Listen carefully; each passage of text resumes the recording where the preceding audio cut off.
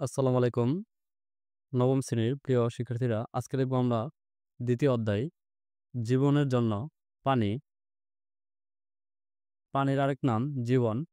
শুধু জীবন ধারণের জন্য নয়, দেশের উন্নয়নের জন্যও আমাদের পানি দরকার। নানা উৎস থেকে আমরা পানি পাই। নানা কারণে আমাদের অতি প্রয়োজনীয় এই পানির উৎস হুমকির মুখে পড়ছে। এ অধ্যায়ে আমরা এই হুমকিগুলোর কথা জানব এবং কেমন করে তার মোকাবেলা করতে পারবো সেই বিষয়গুলো নিয়ে আলোচনা করব। এই অধ্যায় শেষে তোমরা কি কি শিখবে? পানির ধর্ম বর্ণনা করতে পারবো, পানির গঠন ব্যাখ্যা করতে পারবো, পানির বিভিন্ন উৎস বর্ণনা করতে পারবো। এগুলো তোমরা নিজেরা পড়ে নেবে যে ২.১ পানি, পানির ধর্ম, পানির গঠন, এগুলো তোমরা পানির উৎস এগুলো তোমরা নিজেরা পড়ে নেবে। আমরা অনুশীলনগুলো সমাধান করব। তার পরবর্তীতে আমরা তোমাদের প্রত্যেকটি অধ্যায় ভেঙে ভেঙে আলোচনা করব। এখন আমরা দেখে নেব অনুশীলনী, বহুনির্বাচনী প্রশ্ন এবং সৃজনশীল প্রশ্নের সমাধানগুলো। তার আগে আমরা বহুনির্বাচনী প্রশ্নটি দেখে নেই। ১. কোন উদ্ভিদটি পানিতে এবং স্থলে উভয় জায়গায় জন্মে? ক. শেওলা, খ. সিঙ্গারা, গ. কলমি, ঘ. খুদিপানা। উত্তরটি হবে গ. কলমি। ২. পানির পিএইচ এর মান খুব কমে গেলে জলজ প্রাণীর এক. অঙ্গপ্রত্যঙ্গ সঠিকভাবে বিকশিত হবে না। ২. দেহাভ্যন্তরে খনিজ পদার্থ কমে যাবে। ৩. রোগ ব্যাধি সৃষ্টি হবে। ২ এর উত্তরটি হচ্ছে ঘ. সবগুলোই। তারপর ৩ ও ৪ নং প্রশ্নের জন্য আমরা এই উদ্দীপকটি পড়ে নেই। অনিক ও তুষার দুজনে দুটি পুকুরে মাছ চাষ করে। অনিকের পুকুরের মাছের বৃদ্ধি সন্তোষজনক, আর তুষারের পুকুরের মাছগুলো দুর্বল। এদের অঙ্গ প্রত্যঙ্গগুলো সঠিকভাবে বিকশিত হয়নি। পরীক্ষা করে দেখা গেল অনিকের পুকুরের পানির পিএইচ ৭.৫ ও তুষারের পুকুরের পানির পিএইচ হচ্ছে ৫.৫। এখন আমরা দেখে নেই ৩. অনিকের পুকুরের পানি কোন ধরনের? ক. অ্যাসিডিক, খ. ক্ষারীয়, গ. নিরপেক্ষ, গ. ক্যালসিয়াম সমৃদ্ধ। ৩ এর উত্তরটি হচ্ছে খ. ক্ষারীয়। ৪. তুষারের পুকুরের পানিতে নিচের কোনটি প্রয়োগ করা উচিত? ক. অ্যাসিড, খ. ক্ষার, গ. ক্যালসিয়াম, গ. ফসফরাস। ৪ এর উত্তরটি হবে খ. ক্ষার। আমরা বহুনির্বাচনী প্রশ্নগুলো দেখে নিলাম। তারপরে দেখব আমরা তোমাদের সৃজনশীল প্রশ্ন। তার আগে আমরা লক্ষ্য করি যে এখানে একটি চিত্র দেওয়া আছে। ১. পাশের চিত্রটি দেখে প্রশ্নগুলোর উত্তর দাও। কলকারখানার সব বর্জ্য এই নদীতে ফেলা হচ্ছে। কয়ের উত্তরটি হচ্ছে পানিতে দ্রবীভূত কোন গ্যাসের সাথে গ্লুকোজ বিক্রিয়া করে? চলো আমরা এই কয়ের উত্তরটি দেখে নেই। কয়ের উত্তরটি হচ্ছে পানিতে দ্রবীভূত অক্সিজেন গ্যাসের সাথে গ্লুকোজ বিক্রিয়া করে। আমরা কয়ের উত্তরটি দেখে নিলাম। তারপর দেখব আমরা খ.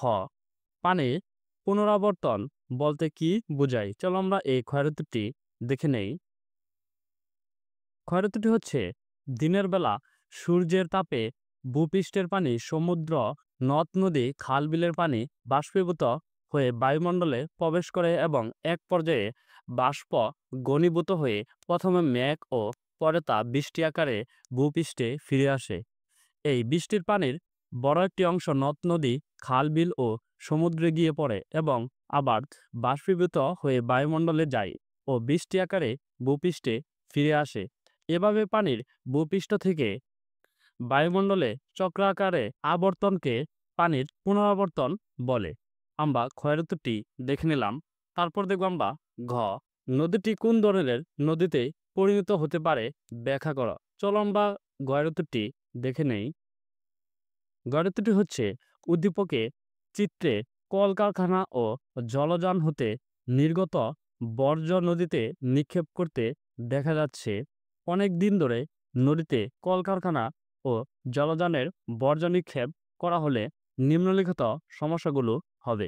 আমরা তোমাদের প্রশ্নের মধ্যে এই চিত্রটি দেখেছিলাম, এই চিত্রটি হচ্ছে যে একটি নদীতে কলকারখানার সব বর্জ্য এই নদীতে ফেলা হচ্ছে। ১. শিল্প কারখানার বর্জ্য নদীর পানির সাথে মিশে পানির রং পরিবর্তন করে। ২. শিল্প কারখানার বর্জ্যে থাকা রাসায়নিক যৌগ যেমন ফসফরাস, সীসা, ইউরেনিয়াম, থোরিনিয়াম, সিজিয়াম ইত্যাদি নদীর জলজ উদ্ভিদ ও প্রাণীর মৃত্যুর কারণ হয়ে থাকে। ৩. শিল্প কারখানার বর্জ্যে উপস্থিত ফসফেট নদীতে শ্যাওলা উদ্ভিদের বংশবৃদ্ধিতে সহায়তা করে। এই শ্যাওলাগুলো মারা যাওয়ার পর নদীর পানিতে দ্রবীভূত অক্সিজেন এর সাথে বিক্রিয়া করে, এর ফলে পানিতে অক্সিজেনের পরিমাণ কমে যায়।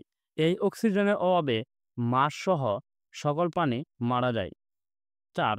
নদীতে চলাচলকারী জলযান হতে নির্গত তেল বর্জ্য নদীর পানির উপর ভাসতে থাকে, ফলে নদীর পানিতে অক্সিজেন দ্রবীভূত হতে পারে না, ফলে নদীতে অক্সিজেনের স্বল্পতা দেখা যায়।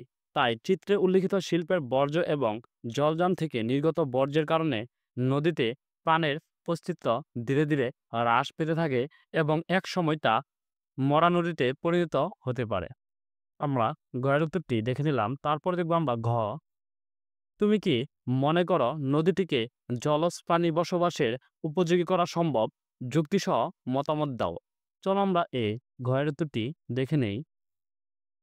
ঘয়ের উত্তরটি হচ্ছে, আমি মনে করি উদ্দীপকে উল্লিখিত নদীটিকে জলজ প্রাণী বসবাসের জন্য উপযোগী করা সম্ভব।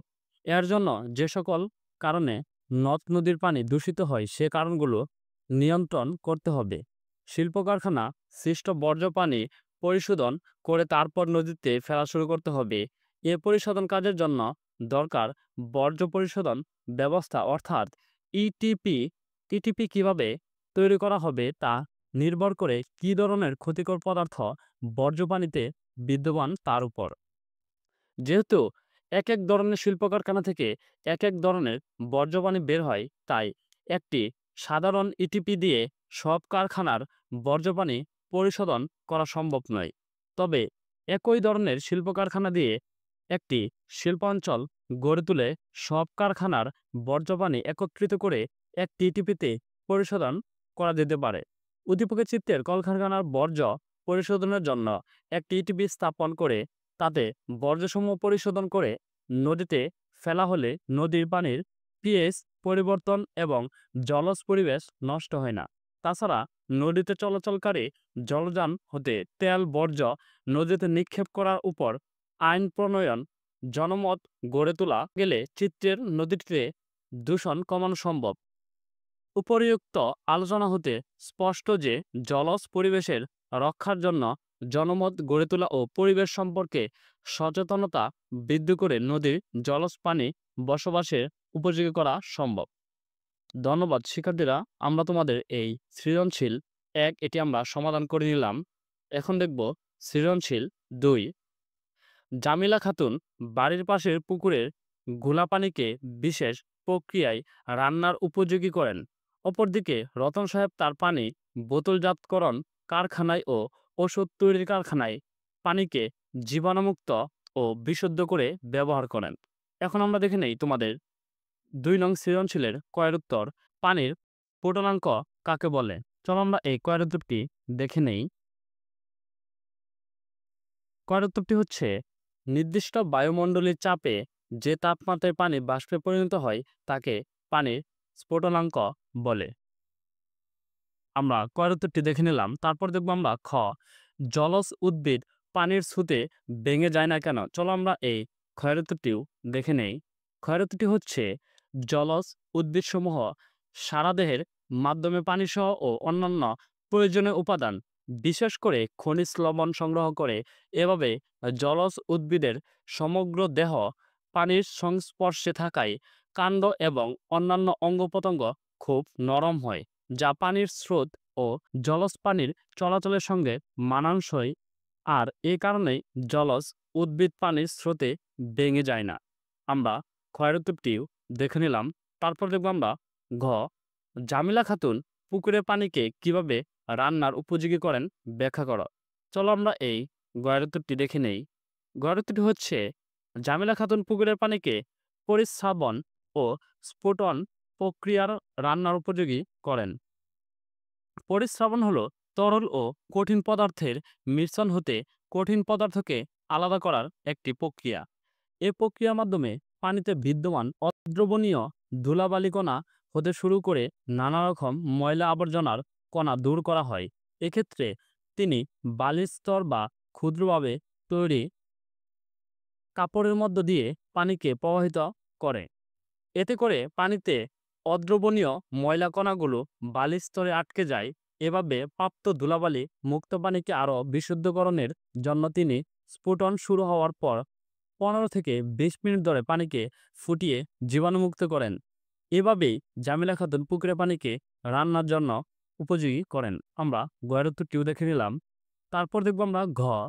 রতন সাহেব তার 2 কারখানার কাজে ব্যবহার করা পানি কি একইভাবে জীবাণুমুক্ত ও বিশুদ্ধ করেন? যুক্তিসহ মতামত দাও। চলো আমরা এই ঘয়ের উত্তরটিও দেখে নেই। ঘয়ের উত্তরটি হচ্ছে রতন সাহেব তার 2 কারখানা কাজে ব্যবহার করা পানি একইভাবে জীবাণুমুক্ত ও বিশুদ্ধ করবেন না। রতন সাহেবের বোতলজাত কারখানা ও ওষুধ তৈরির কারখানায় প্রয়োজনীয় ও ব্যবহৃত পানির গুণগত মান এক না হওয়ায় 2 কারখানায় ভিন্ন গুণগত মানের পানির প্রয়োজন। তাই তিনি তার বোতলজাত পানির কারখানায় পানি বিশুদ্ধকরণের জন্য ক্লোরিনেশন পদ্ধতি ব্যবহার করেন। এই প্রক্রিয়ায় পানিকে জীবাণুমুক্ত ও বিশুদ্ধ করতে ক্লোরিন গ্যাস ব্যবহার করা হয়। এছাড়াও ওজোন গ্যাস বা অতিবেগুনি রশ্মি প্রয়োগ করে রোগ জীবাণু ধ্বংস করা হয়। আবার ঔষধ তৈরি কারখানায় অতিরিক্ত বিশুদ্ধ পানি প্রয়োজন হয়। তাই তিনি এক্ষেত্রে পাতন পদ্ধতি ব্যবহার করেন। এ প্রক্রিয়ায় পানিকে বাষ্পে পরিণত করে প্রাপ্ত বাষ্পকে ঘনীভূত করে অতি বিশুদ্ধ পানি সংগ্রহ করেন, যা ঔষধ তৈরি কারখানায় বিভিন্ন ঔষধ প্রস্তুতিতে ব্যবহৃত হয়। এ প্রক্রিয়ায় বিশুদ্ধকৃত পানিতে অন্য পদার্থ থাকার সম্ভাবনা খুব কম। উপরিউক্ত আলোচনা হতে এটা স্পষ্ট যে রতন সাহেব তার 2 কারখানার ব্যবহার করা পানি একইভাবে জীবাণুমুক্ত ও বিশুদ্ধ করেননি। ধন্যবাদ শিক্ষার্থীরা। আমরা তোমাদের বহুনির্বাচনী এবং সৃজনশীল 1 এবং সৃজনশীল 2 এটি আমরা সমাধান করে নিলাম। আগামী ক্লাসে আমরা দেখব তৃতীয় অধ্যায়। এটি আমরা আগামী ক্লাসে সমাধান করব।